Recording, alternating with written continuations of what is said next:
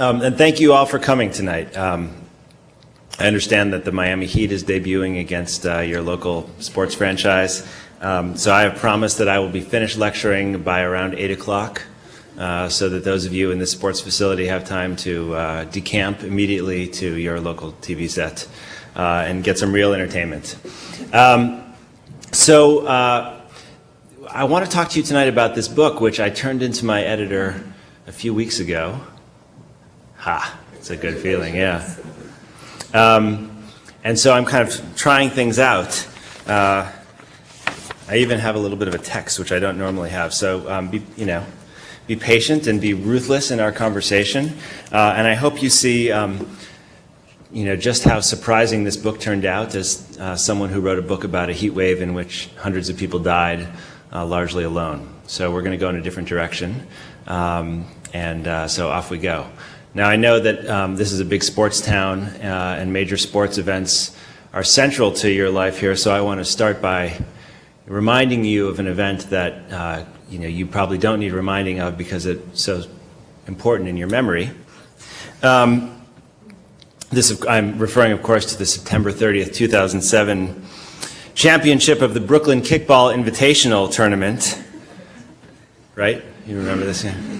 At which the non-committals, remember their name, the non-committals, won the championship, defeating a team called Prison under the lights of Williamsburg's McLaren Park.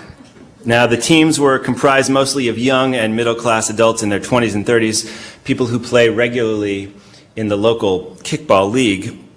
But you should know that competitors came from as far as Providence, Washington, D.C., Atlanta, and Toronto.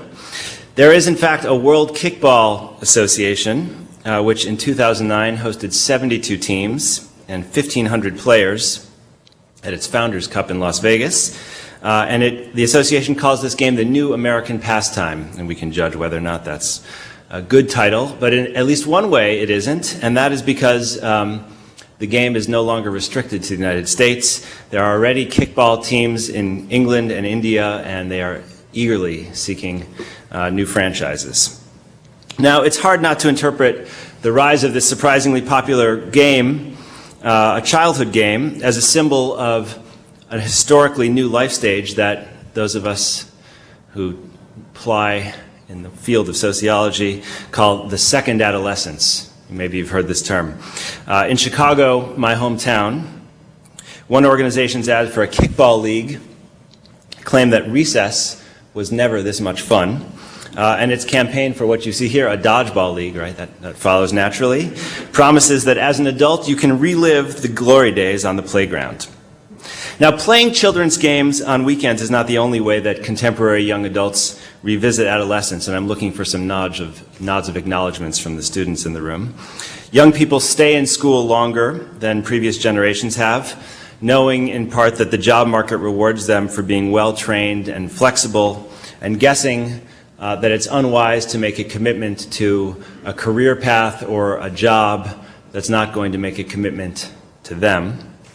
Young people delay marriage and having children in favor of casual sex and serial dating, perhaps even more boldly, experiments in monogamy, since we're all skeptical that relationships anymore are going to be a reliable source of security. Young adults chat on instant message and social network sites, play video games, share music online. Those below 25 years old even move back in with their families. You've probably heard this story, often enough to be labeled the boomerang generation by journalists and sociologists. And of course, in today's economy, stories about the travails of the boomerang generation are all too common. I'm guessing many of the young people here in the room tonight are worried about whether you will be adding personally to the fodder that journalists have to write stories like this in general.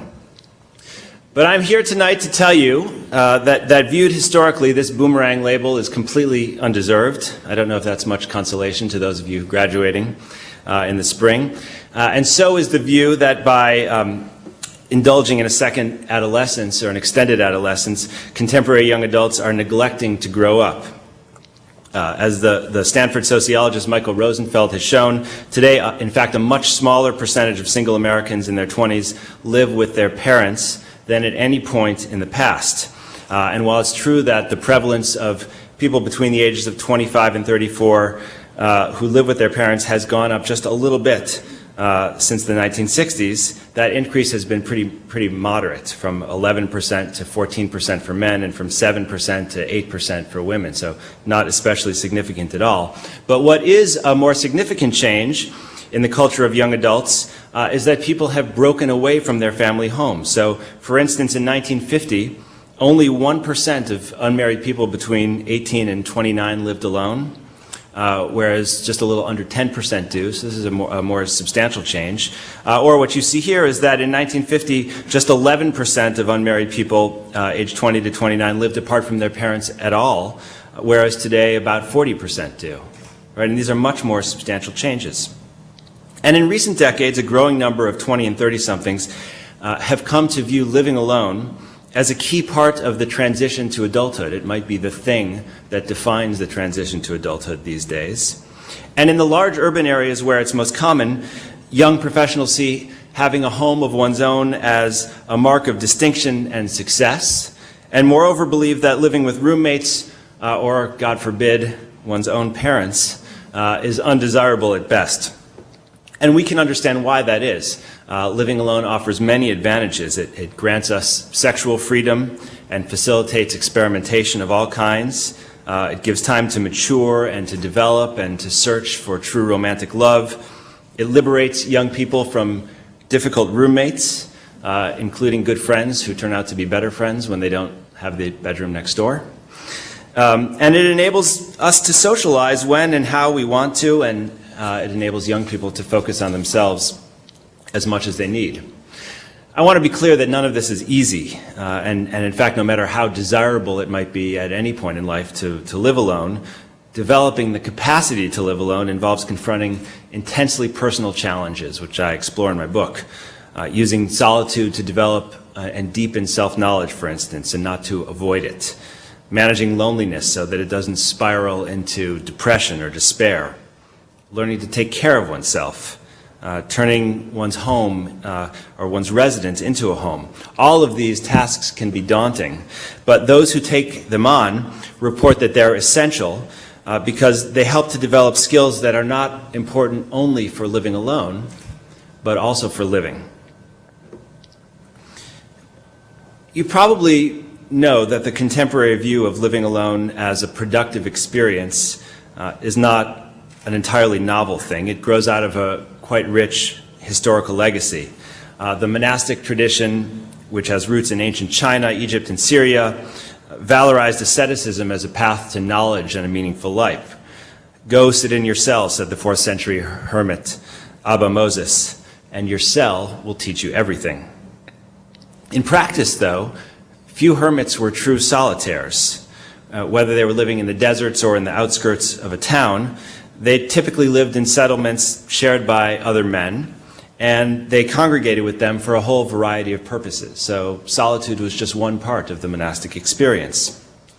Now today we can find traces of the monastic tradition in all kinds of romantic ideals that emphasize solitude as a return to nature in the spirit of Thoreau or John Muir, or as a path to the sacred, right? And we associate this with Siddhartha or Thomas Merton, or as the psychologist Anthony Storr puts it, as a return to the creative self, right? This idea that somehow spending time on one's own is necessary for creative work. And these are all influential and important perspectives, and they no doubt have fed into the stream of ideas that gave rise to the cultural belief that living alone is important for self-development. But they all share a decidedly anti-urban and anti-social bias, and in many ways they're antithetical to the practice of living alone in cities, which is what we do now. So to find the kind of more contemporary sources of solo dwelling, we have to look beyond the traditions of the monastery and towards those of the modern metropolis, and that's what I want to spend most of my time talking about tonight. The metropolis, wrote Georg Simmel, assures the individual of a type and degree of personal freedom to which there is no analogy in other circumstances.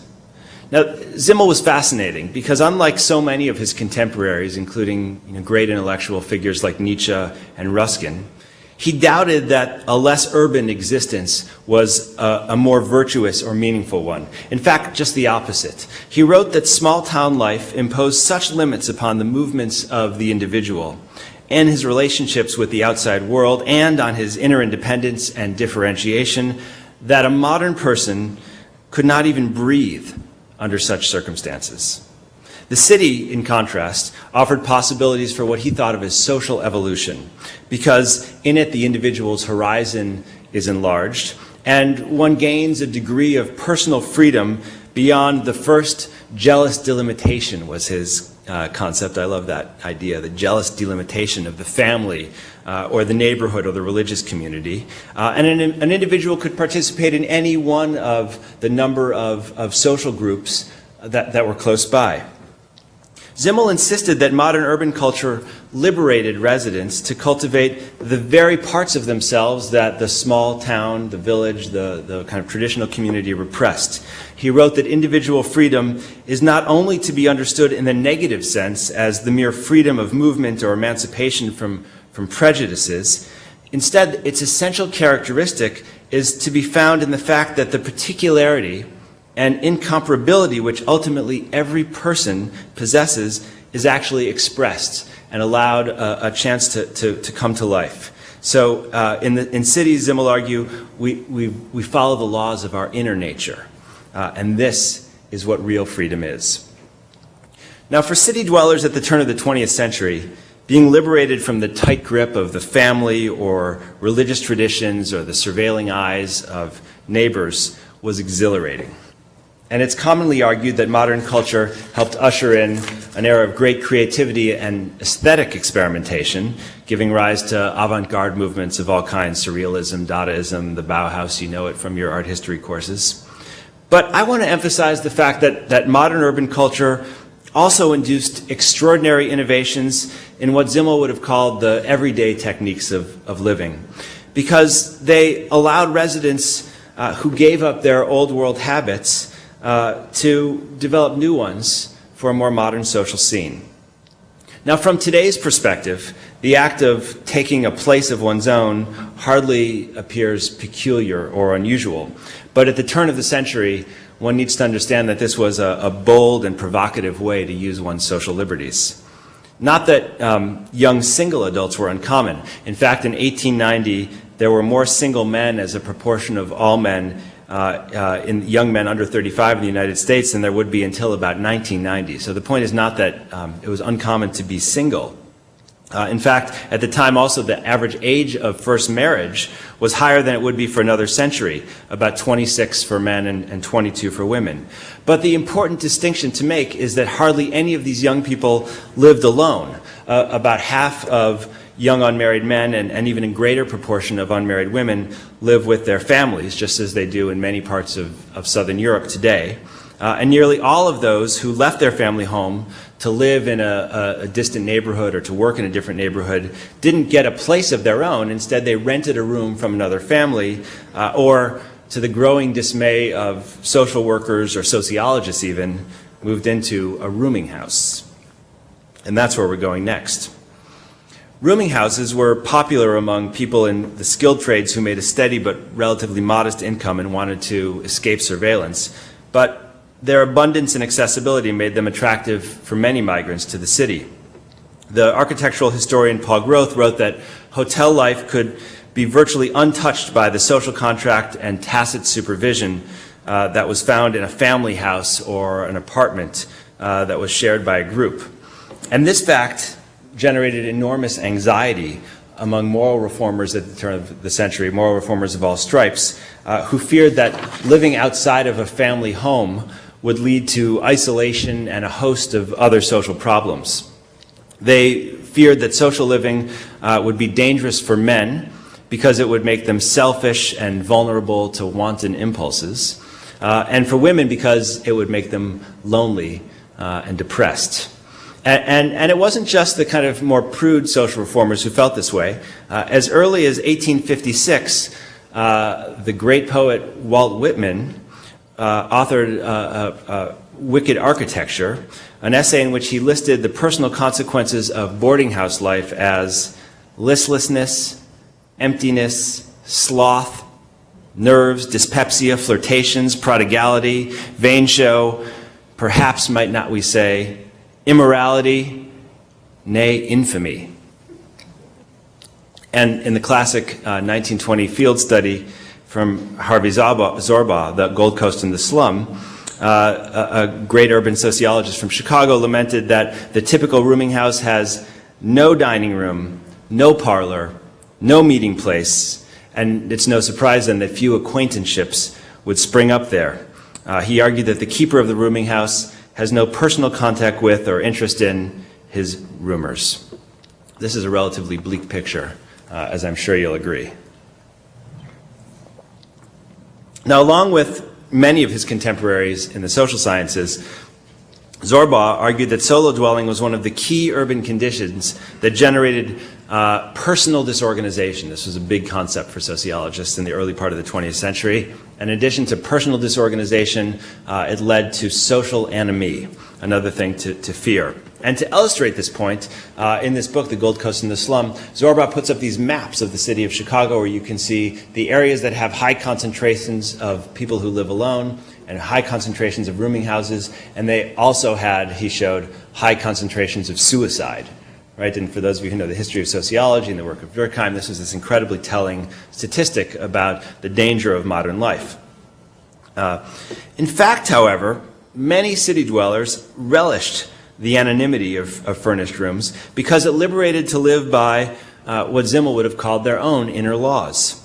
And in fact, in another classic study from the University of Chicago, The Ghetto, the sociologist Lewis Wirth explained that in the early 20th century, a number of Jewish hotels popped up in Chicago specifically to house Jews in the city who wanted to escape the confines of their own community. Similarly, Christine Stanzel has argued that during that same moment in New York City, the first full-blown generation of American moderns moved to Greenwich Village so that they could experience what Gertrude Stein famously called life without a father, which involved liberating themselves and forging a community of dissidents who prided themselves on living a life apart.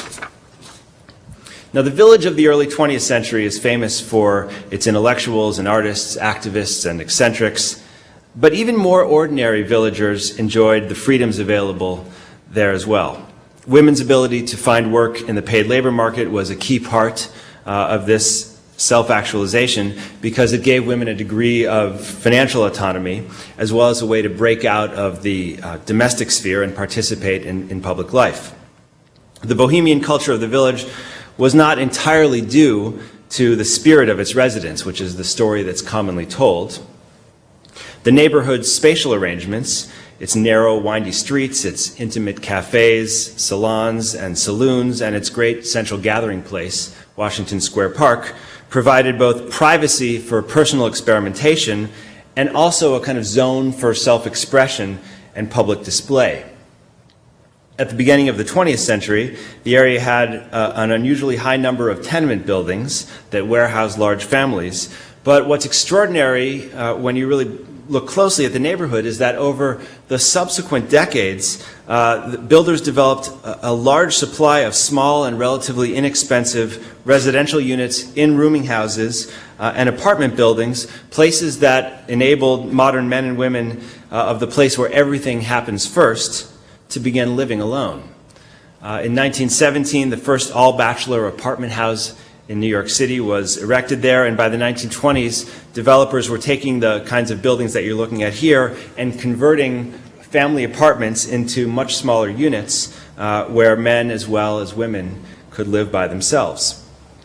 Now, the sources of demand for this kind of housing are not all that hard to identify.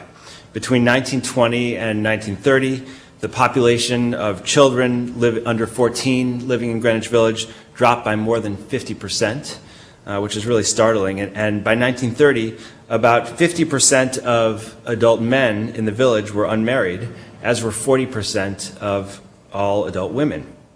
These changes, in fact, are kind of consistent with changes in New York City at the time, but they happened faster and in a more exaggerated fashion in the village. What happened essentially is that within a decade, a community of families had turned into a kind of urban playground for adults and particularly for adult singles. And what's really interesting for me is that a growing number of them lived alone. Like the Bohemians, at the turn of the 20th century, gay men also moved to cities and sought housing that would free them from supervision and social control. And as George Chauncey has shown in his amazing book about gay New York City, gay friends in that city helped each other to identify places where landlords and neighbors were tolerant and even recruited other gay men into adjoining units lest someone more kind of judgmental and punitive and talkative move in instead. Rooming houses were especially attractive places, not just because they maintained a culture of privacy, but also because they allowed residents to pay by the day or the week. So if you did need to get out, you could do so quickly and relatively painlessly. Over time, what happened in New York City and in many other cities as well is that entire neighborhoods, Greenwich Village, Chelsea, Hell's Kitchen, became gay enclaves organized around all sorts of third spaces, bars, cafeterias, cheap restaurants, literary societies, community centers, places that help men support each other in their quest to determine themselves. By the 1920s, these areas had established reputations as places where people of all sexual persuasions could collectively enjoy their autonomy without worrying too much about whether anyone was watching.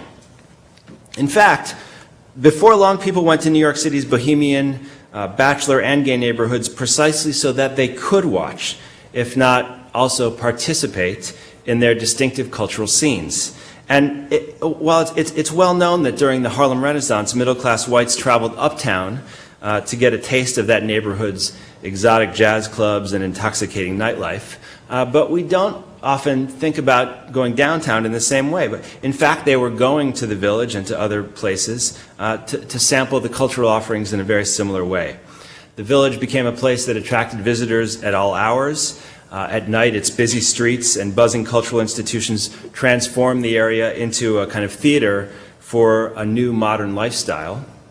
And an adventuresome audience from the city and even beyond began flocking to the scene. And I want to argue that this is precisely what should happen when a city's public life is robust. Strangers meet in densely packed and diverse social environments. The stage and the street merge, and a kind of new public geography develops, as do possibilities for personal change. And just as white middle-class exposure to African-American music and dance and art and literature during the Harlem Renaissance began to nudge them from the margins to the center of American popular culture, so too did the middle-class engagement with the world of bachelors and bohemians. It planted the seeds for the slow but steady growth in new ideas about how to live. This is not to say that great numbers of Americans suddenly abandoned their aspirations to settle down in a traditional relationship. But during those same decades, a new and alternative lifestyle, one that was modern, independent, and single, started sprouting up, not just in New York City, but also in places like Chicago, Los Angeles, San Francisco, Seattle. New women, as the most liberated call themselves, were at the forefront of this change. Now, we're familiar with the way that cultural changes go from the margins to the center. And it won't surprise you to know that it took only a few decades for this alternative way of living to go to the mainstream. Consider this passage from Helen Gurley Brown's 1962 sensation, Sex and the Single Girl, which if you haven't read or haven't read recently, I would urge you to read soon. Listen to her. The single woman, far from being a creature to be pitied and patronized, is emerging as the newest glamour girl of our times. She is engaging because she lives by her wits. She supports herself. Economically, she's a dream. She's not a parasite, a dependent, a scrounger, a sponger, or a bum. She's a giver, not a taker, a winner, and not a loser. Brown's publication, which came out a year before Betty Friedan's The Feminine Mystique, was the kind of feminist tract that scandalized and alienated most feminists. For it was written not against what Friedan famously called the problem with no name, inequality of the sexes generated through discrimination at home, in the streets, in politics, and in the workforce. Instead, it was written for women who felt oppressed by the overwhelming social pressure to settle down early, foregoing years of experimentation, growth, and pleasure to get a marriage license and a domestic life that they might not really want. A single woman's biggest problem is coping with the people who are trying to marry her off, Brown argued. Marriage, she said, should be insurance for the worst years of your life. And her book was not a study in how to get married, but instead in how to stay single in superlative style. Brown offered her own life as Exhibit A. Sex and the Single Woman opens with her account of how, by delaying marriage until the grand old age of 37, she wound up with a smart and sexy husband in the movie business, 2 Mercedes in the driveway, and a house overlooking the Pacific Ocean. It was not easy to maintain her autonomy. During her early 20s and 30s, she watched her contemporaries rush into wedlock, often settling for men whose flaws were readily apparent. Instead, she said she worked like a son of a bitch to advance her career, developed a private, personal aggression, and a unique style. And she insisted that doing this did not require great beauty or wealth or a high-voltage personality. It simply demanded guts, conviction, and the fortitude to live alone. And by the way, Brown did mean alone. Here's one passage from her book.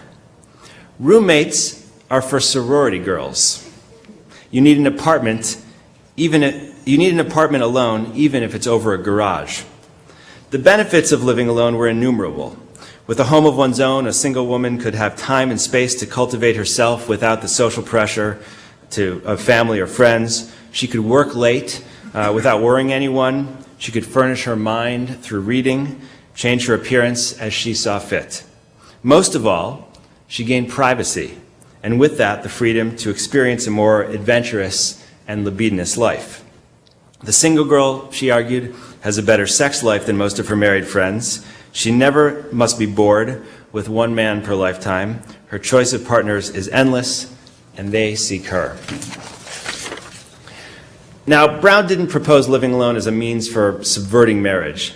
Instead, she thought living alone was a way to improve the institution. Serving time as a single woman, she counseled, can give you the foundation for a better marriage if you finally go that route. It can also prepare a modern woman for the possibility that even if she does marry, she'll someday find herself living on her own again, because a man can leave you at 50 as surely as you can leave dishes in the sink. Indeed, when Brown wrote Sex and the Single Girl, a nascent cultural movement was pushing men to do precisely this, promoting a new bachelor lifestyle that repudiated marriage and families altogether. This movement, of course, had an outlet in Playboy magazine, an iconic leader in Hugh Hefner, and a totem in the bunny years that signaled men's endorsement of a new way of living. I don't want my editors getting a lot of foolish notions in their head about togetherness, home, family, and all that jazz, Hefner said. And his magazine did everything possible to discourage readers from getting those ideas too. Playboy condemned conventional domestic life but embraced a new kind of masculine domesticity. Throughout the 1950s and 60s, it ran features on luxurious Playboy pads designed for the contemporary bachelor. And many of you probably know Barbara Ehrenreich's book, in Hearts of Men, in which she argues that the magazine's ideological project involved reclaiming the indoors as a realm for masculine pleasure. Its not so subtle message to readers was, abandon all ye who enter these pages, your suburban home, your station wagon, and your controlling wife. Return to the great city. Get a place of your own and fill it with modern luxuries. Fine liquor, modern art, a stereo, leather furniture, a king-size bed, and the greatest pleasure of all, women.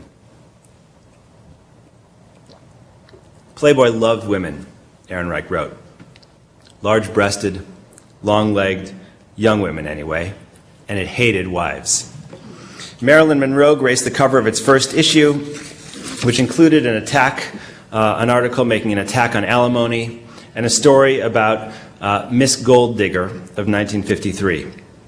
Hundreds and eventually thousands of women posed nude for its centerfold spreads and photo features. Producers of high-end men's products bought ad space so that their brands would be associated with the lifestyle that Hefner advocated.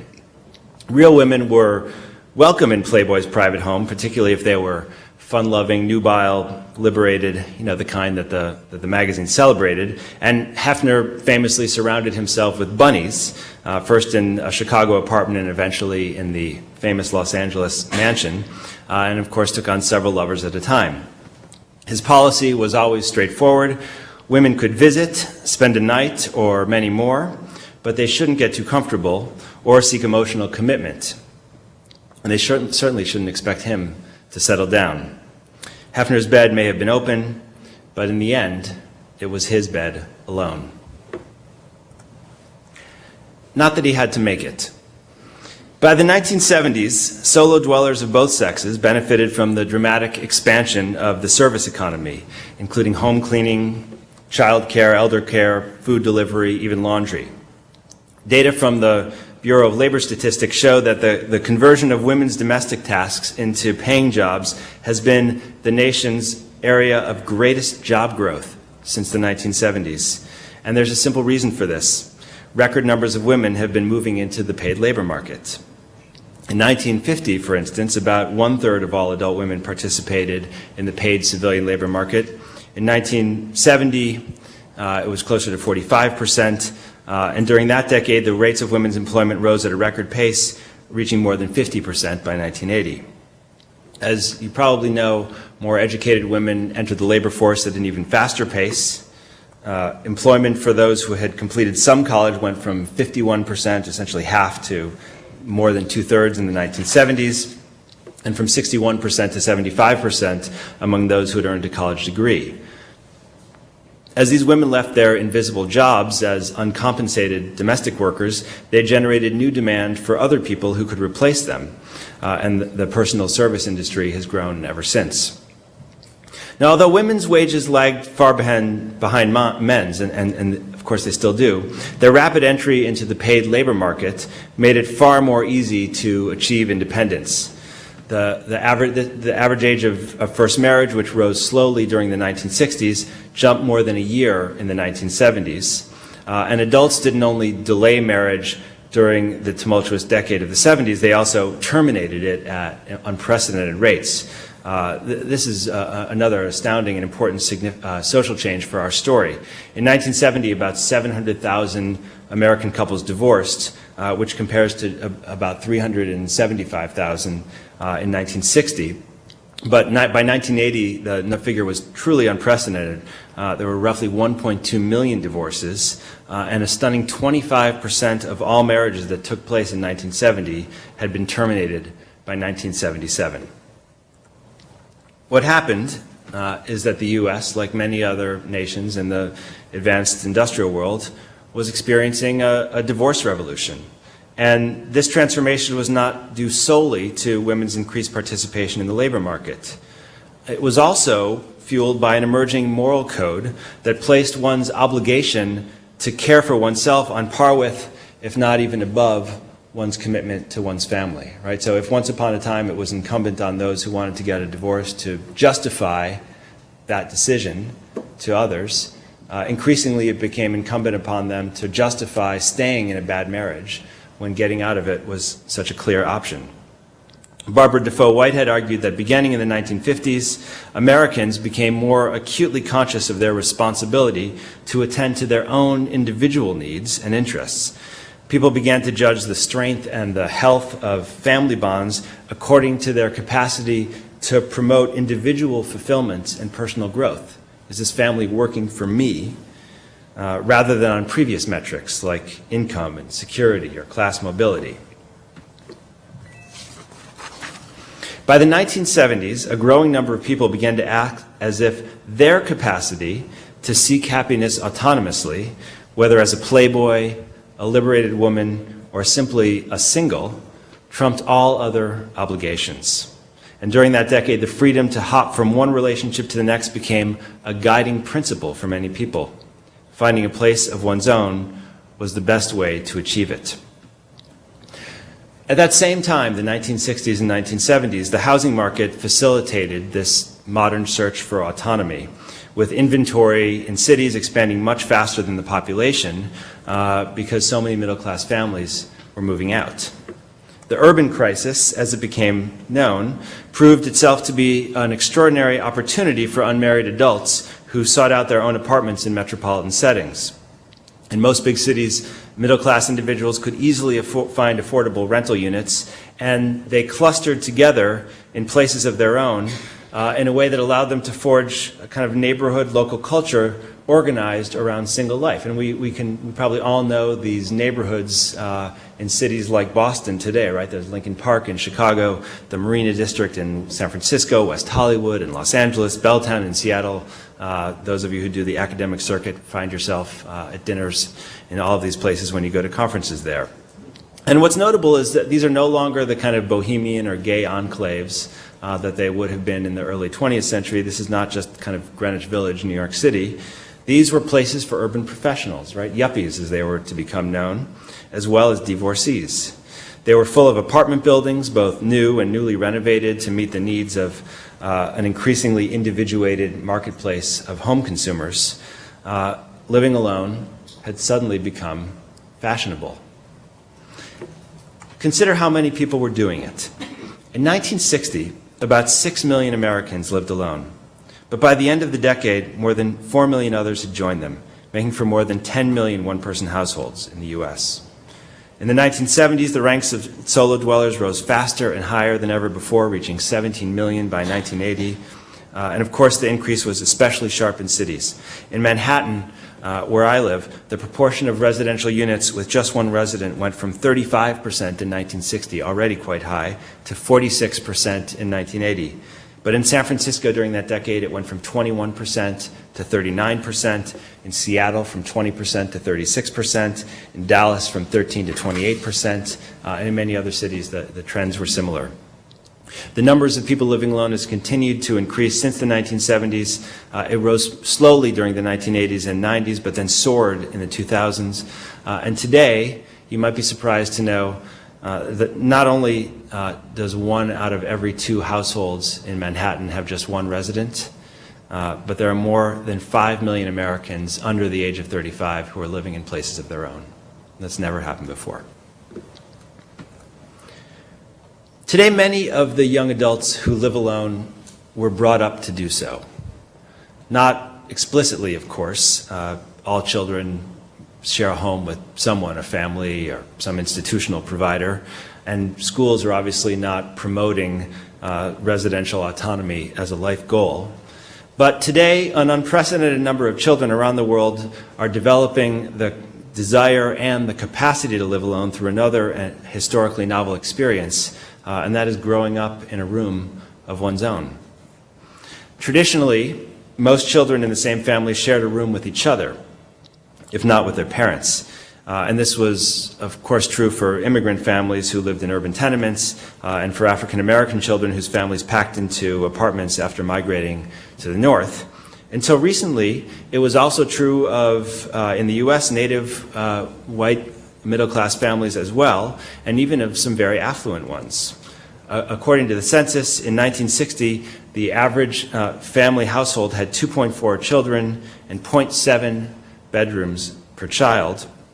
And since then, American families have become smaller, while our homes have become much, much larger. By 1980, the average household had 2 children and 1 bedroom per child, and in 2000, it had 1.9 children and 1.1 bedrooms per child, meaning that it was common for American kids to have not just their own bedroom, but also, some claim on another, as long as their father wasn't watching basketball late at night. Indeed, the size of a typical American home more than doubled between 1950 and 2000, rising from just under 1,000 square feet to more than 2,200. Today, in many middle-class communities, parents feel negligent if they can't provide their child with a place of her own, a room of her own. And even adults who love living in central cities will move to the suburbs if they feel like they can't give their child enough personal space. In other words, having a child's private room was once a luxury, and increasingly it's become a kind of entitlement of middle-class life. Now, the rise of private rooms within the home is by no means an American phenomenon alone.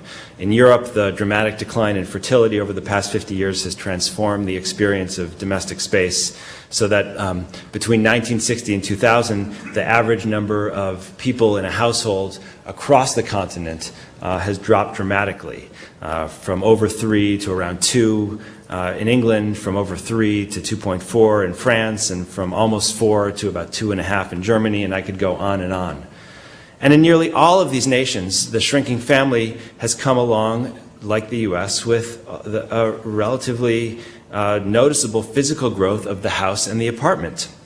So that by the late 20th century, people throughout the developed world could be together at home with their family, but also alone.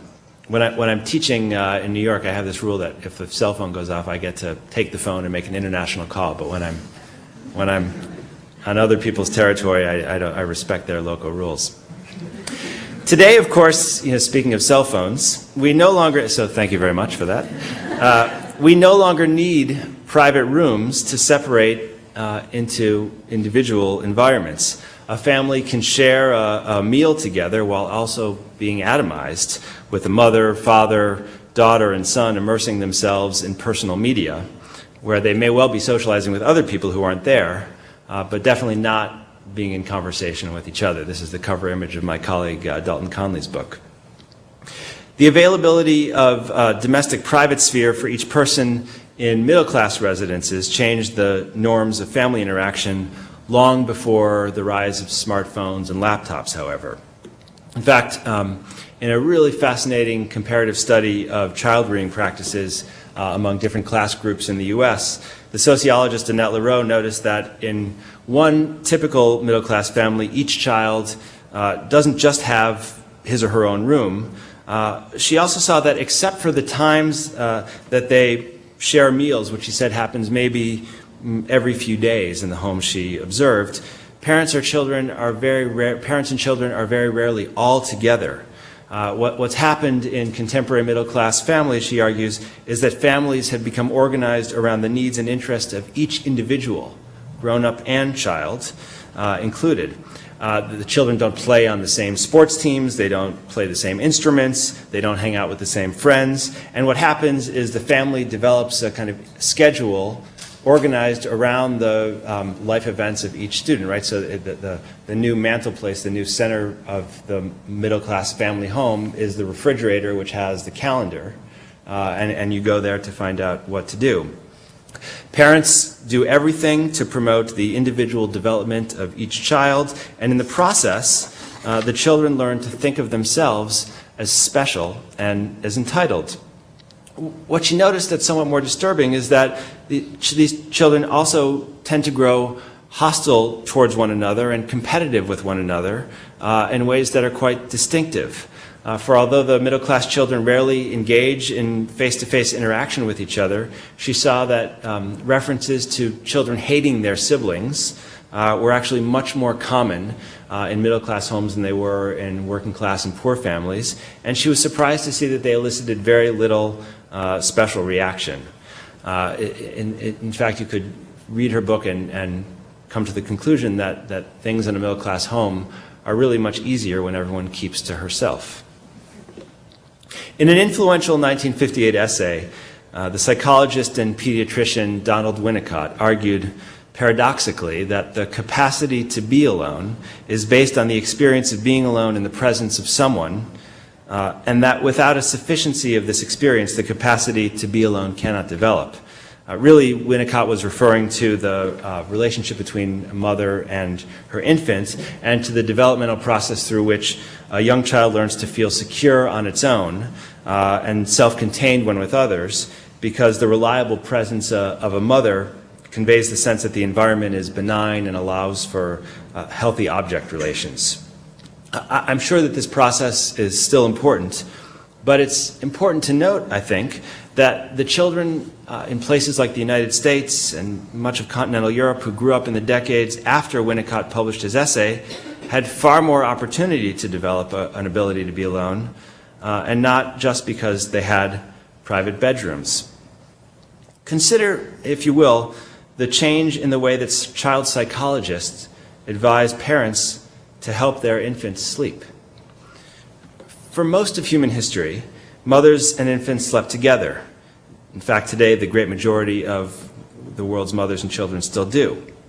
The biological anthropologist James McKenna argues that in the process of evolution, mothers developed an innate capacity to attend to the needs of their sleeping children, even when they themselves are in deep sleep.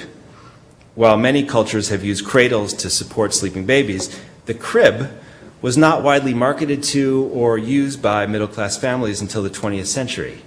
And initially, babies who slept in cribs were placed right next to their mothers, either close to the family bed or within a few feet of it.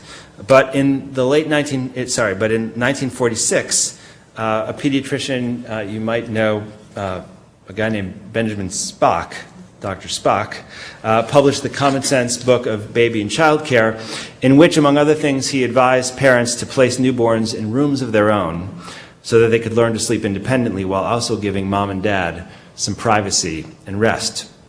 Now, it's hard to measure the impact of a few lines in an advice book, but this, of course, was no ordinary publication. The Common Sense Book of Baby and Child Care went on to sell more than 50 million copies in 39 languages, making it among the best-selling books of all time. And since then, Dr. Spock has been the modern world's clear authority on child care and development, and more importantly, his views on a variety of issues, including sleep training for infants, have commanded the attention of generations of pediatricians and parents following him. By 2000, the chairwoman of the U.S. Consumer Product Safety Commission was using her office to advise all parents to avoid sleeping with children under the age of 2. And she did so with the full support of Dr. Spock's successors, the modern sleep scientists and child psychologists like, most famously, Dr. Ferber, whose advice has helped accentuate and acculturate the next generation to experience sleeping alone and being alone. Now, I'll wrap up by telling you that my book picks things up from here. The blank title page and cover is indicative of a problem I'm experiencing now, which maybe you could help me out with. And it essentially offers a report on the early results of our species' first massive experiment in living alone. After all, this is something that no human society in the history of the world had done in great numbers before the 1950s. You could not find a single place on Earth that sustained large numbers of people living alone. Today, it's utterly commonplace. In fact, there's a kind of idea that many of us in the United States have that this is an American phenomenon, maybe something that's kind of expresses our unique, over-the-top commitment to individualism. But you'll be surprised to know that the U.S. is a laggard when it comes to living alone. We fall far behind most other parts of the developed world. The places that have most people living alone by far are the Scandinavian countries, Norway, Finland, Sweden, and Denmark. Places that are more socialist but seem to use their collective wealth and social security to allow each other to live alone. They invest collectively to do this. But we also trail more surprising places: Japan, which is with its family orientation, Canada, Australia, England, France, Germany. I could go on. My book is primarily about the cities where living alone has become so common. It tracks the social and emotional lives of people at all ages and stations who live alone. The young adults who stretch their budgets for a first taste of domestic independence, the 30-somethings who never found love and wonder what to do next, wealthy divorcees in glamorous Manhattan apartments, troubled men hiding out in single-room occupancies, widows and widowers, senior citizens who never married, people who die alone and are buried alongside thousands of others who share their fate. Above all, the book examines what it means to live in a world in which most of us face the prospect that someday we might live alone, regardless of who we are and whether we share our home with someone today. To put it another way, the book either is or will likely be about you.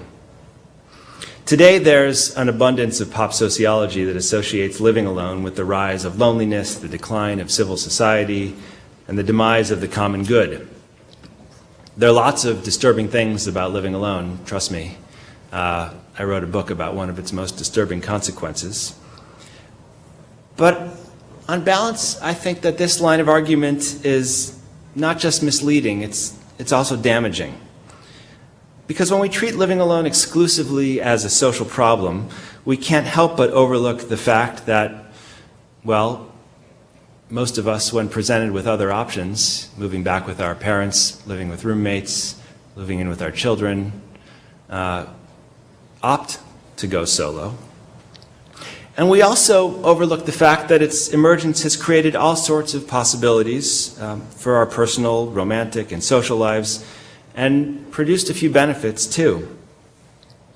I'd argue that the rise of living alone has helped to revitalize the public life of cities, that it's liberated women from bad marriages, from oppressive families and difficult roommates. It's given people a way to achieve a kind of restorative solitude, as well as the freedom to engage in intensely social experiences. After all, most people who live alone aren't hermits. They're living quite social life. In fact, the best data we have show that people who live alone spend more time with friends and neighbors than do people who are married. Surprisingly, living alone has provided people with the personal time and space that in these days of digital distraction and constant connection, many of us need to reestablish a deep and meaningful connection, whether that's a connection to another person or to a community, to a cause, or to ourselves.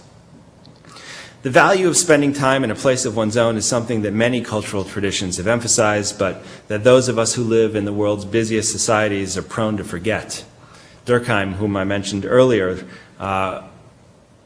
actually coined this incredibly powerful phrase, the cult of the individual, to describe the transformation to modernity.